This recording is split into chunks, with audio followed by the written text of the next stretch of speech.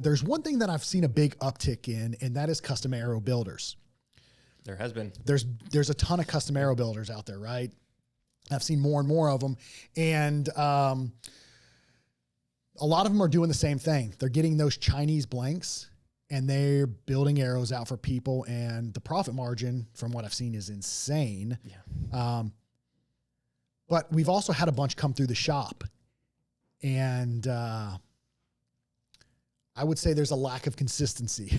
Very good word for it, yeah. Between them, right? So these guys are coming in with these, like all these brands are creating or ordering these custom or these blanks from China. They're coming in, they're putting their logo on them, whatever they're doing, and they're building out these arrows for guys, and almost promising like a premium build. But when we look at them, we've spun them. Dude, the lack of consistency is absolutely bonkers. Yes. Not only that, but also the performance side of it has not been up to the standards, I think, either.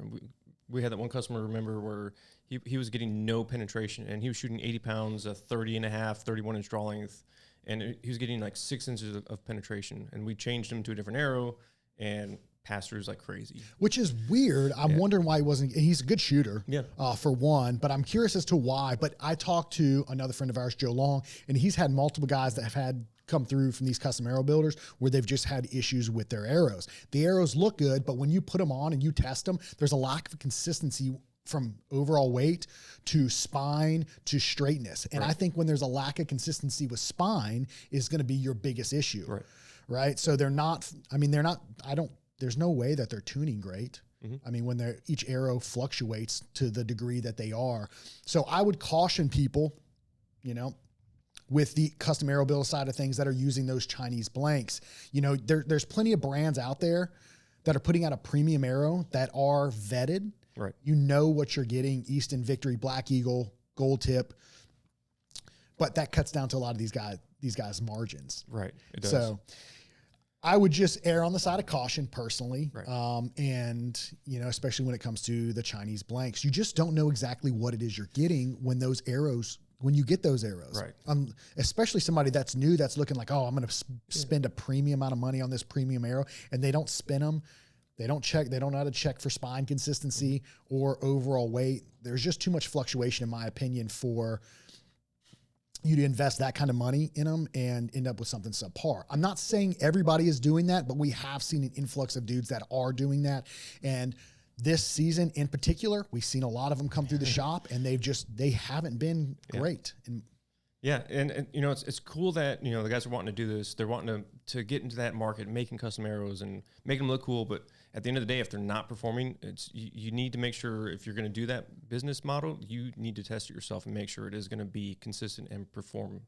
Right. And I'm sure there are some that perform well, and I'm sure there's some guys that had some really good luck with them. But I know from what we've seen, a handful of the guys that come through who have not had good luck. They've just been, like I said, inconsistent. Right.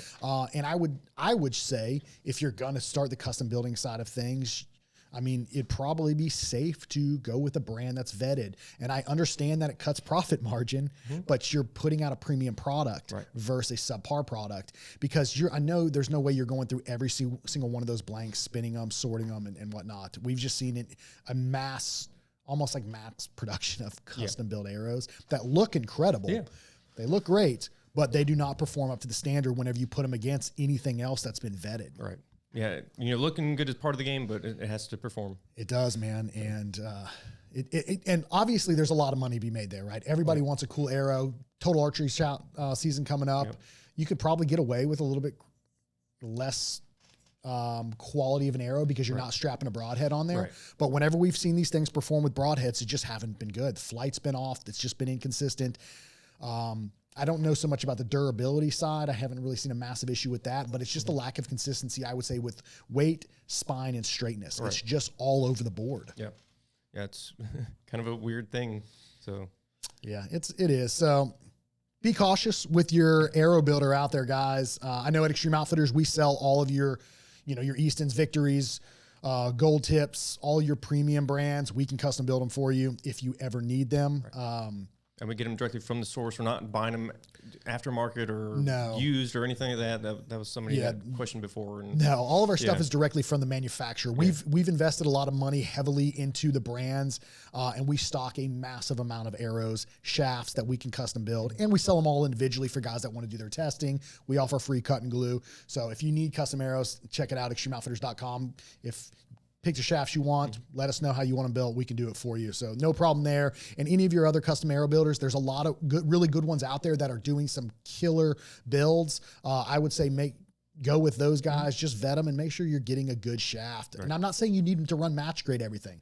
No, but I am saying whenever you go with an Easton non-match grade or a Victory Sport or even a Gamer, there's more consistency there. The spine is consistent. The straightness is consistent with what they're advertising.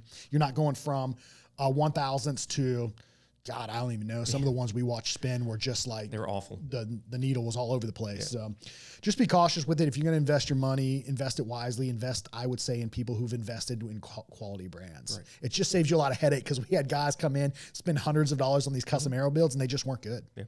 Yep. So, and then they had to buy more arrows, and that's a lot of money. And dude, with a simpler build too. Yep.